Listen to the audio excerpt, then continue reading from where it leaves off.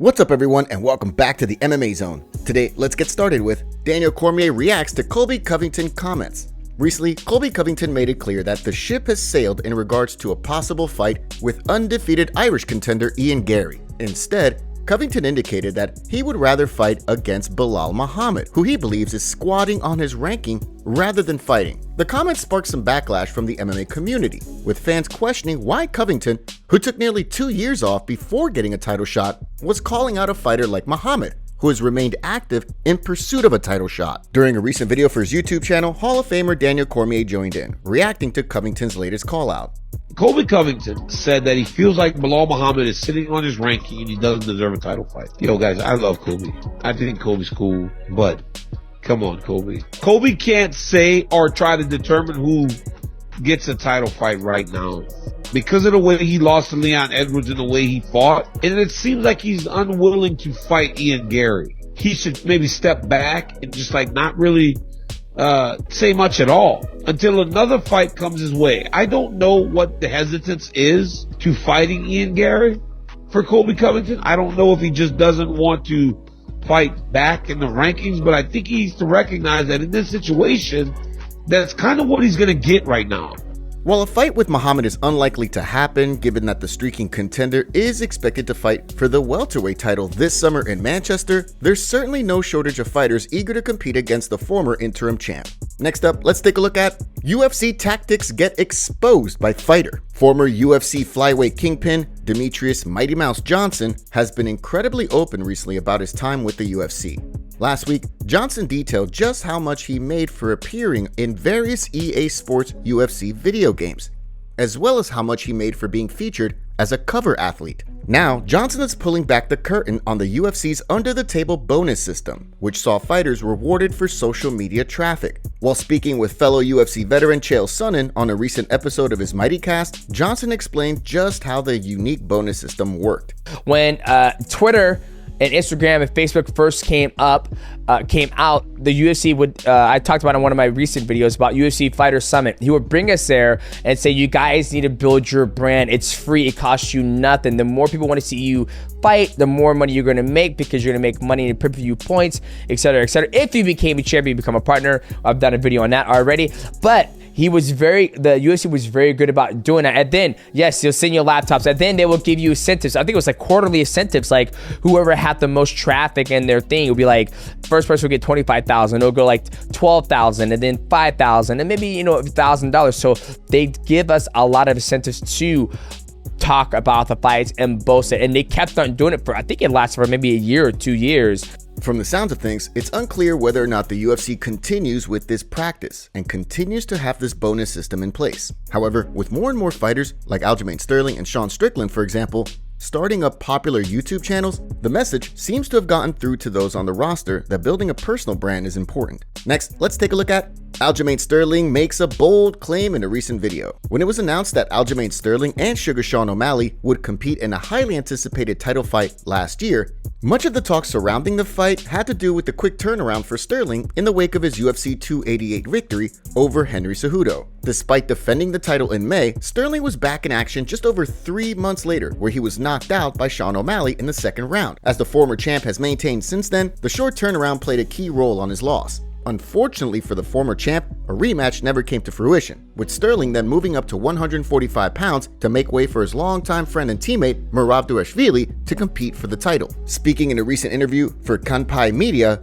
Sterling went so far as to claim that if he and O'Malley were to run things back, he would be so confident that he'd be willing to bet his life savings on himself. I had to take a month off from my Henry Cejudo fight because my shins were so beaten up. Oh, but Sean had busted ribs. He didn't have busted ribs coming into training camp. The guy had 10 months off before his Jan fight to prepare for either myself or Henry Cejudo. He beat Jan, and then he got to sit and wait as if he was the champion. And then I get told, as the champion, you have to turn around and cut all that weight again. And again, O'Malley showed up that night. It was an off night for myself, and the better man won that night. But I do know if I had a rematch, and as long as he waited from August to fighting Cheeto in March, you give me me that time to recover and prepare and to cut my weight the proper way in a rematch, I would bet my life savings on that. But people are going to say I'm still salty. I'm like, yo, skills are skills, facts are facts. If I sit there and chop the legs down the way I did in the first round, like, yeah, we could sit here and do this all day long. But I think overall, O'Malley's getting better, but I think I'm very good at what I do, and he's very good at what he does. And I'm very good at not letting people do what they want to do.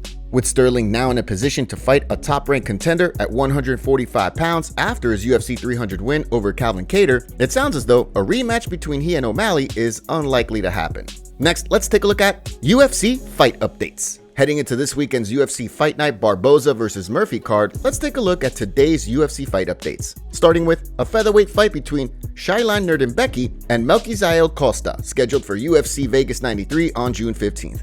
The bout will see Nurdimbeki look to bounce back from a TKO loss to Steve Garcia back in April. On the flip side, Costa is looking to bounce back from a loss of his own to Garcia back in December. The following month, a middleweight bout between Cody Brundage and Abdul Razak Al Hassan has been added to an unnamed card scheduled for July 13th. That's rumored to take place in Denver. The bout will see Brundage look to bounce back from a UFC 300 loss to Bo Nickel. On the flip side, Al Hassan will be looking to bounce back from a submission loss to Joe Pyfer back in October. The following week, 2 fights have been added to the UFC Vegas 94 card on July 20th, with Luana Carolina and Lucy Pudilova set to compete in a flyweight bout, while Brad Tavares and Junyoung Park compete in a middleweight bout. In the case of Carolina, she'll be looking to build on a 2-fight win streak that most recently saw her finish Julia Stoliarenko in February, while on the flip side, Pudilova will be looking to snap a 2-fight skid that saw her go winless in 2023. In the case of the Tavares vs. Park bout, Tavares will be looking to bounce back from a loss to Gregory Rodriguez back in February, while the Iron Turtle looks to bounce back from a December loss to Andre Muniz. Last but certainly not least in the way of fight updates, reports have indicated that Shauna Bannon and Javina Oliveira are scheduled to fight in a strawweight bout at UFC 304 on July 27th in Manchester. Both women will be looking to pick up their first wins inside the octagon, with Bannon coming off a decision loss to Bruna Brazil in July, while on the flip side, Oliveira will be looking to bounce back after an October loss to Tainara Lisboa. Next, let's take a look at Merab Dvalishvili reveals sad news. Shocking video footage emerged this week from bantamweight #1 contender Merab Dvalishvili, who shared in a video that a Tesla he was riding in was involved in a car accident. As the machine explained, he was riding in an Uber while visiting New York when the accident occurred. Fortunately, in the video shared in social media, Dvalishvili indicated that he was okay despite the crash. I'm good, Colby. Your phone? It's right here. Your phone is here. You're right here. Oh, it's crazy. Shit.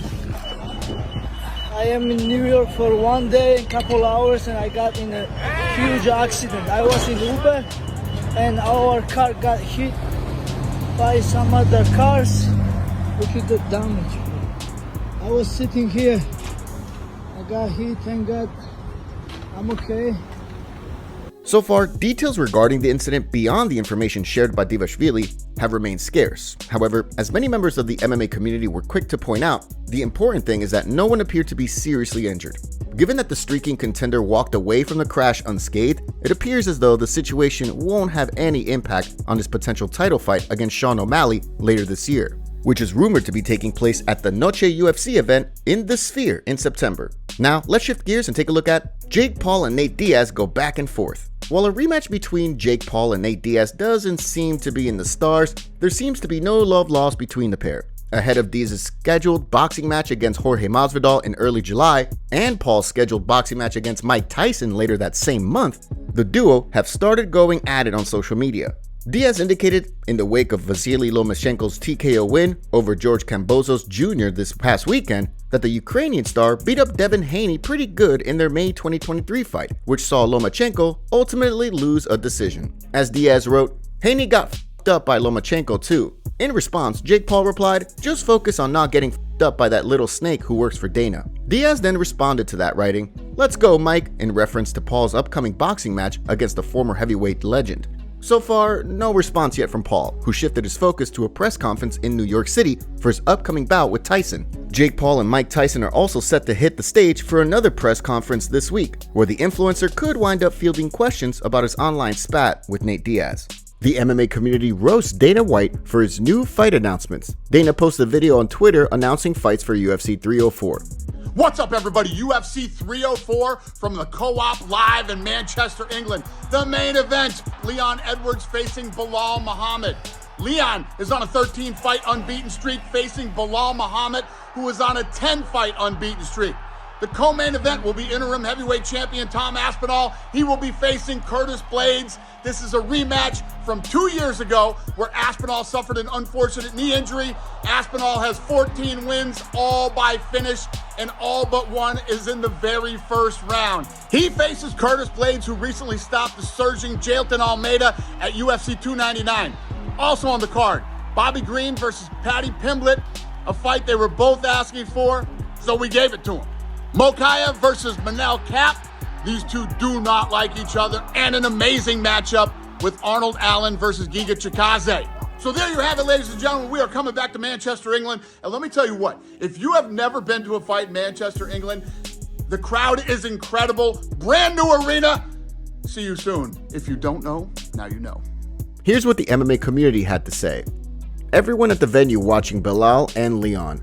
We're in for a snooze fest from Belal Muhammad. Bruh, just give Aspinall the real belt. We will be asleep for the main event, not because of the timing, but because of Belal main eventing. 5-round Belal Muhammad fight at 5 a.m. local time. At least UK fans know it'll also be difficult for the US fans to stay awake. Change the times, you wanker. F the Yanks. Terrible time decision. You've screwed over a lot of UK UFC fans who would have been able to go but now can't. Belal reacted to this announcement with a video on Twitter. Dana White just said some things on Instagram. Leon Edwards, Belal Muhammad, main event. No way. Yeah.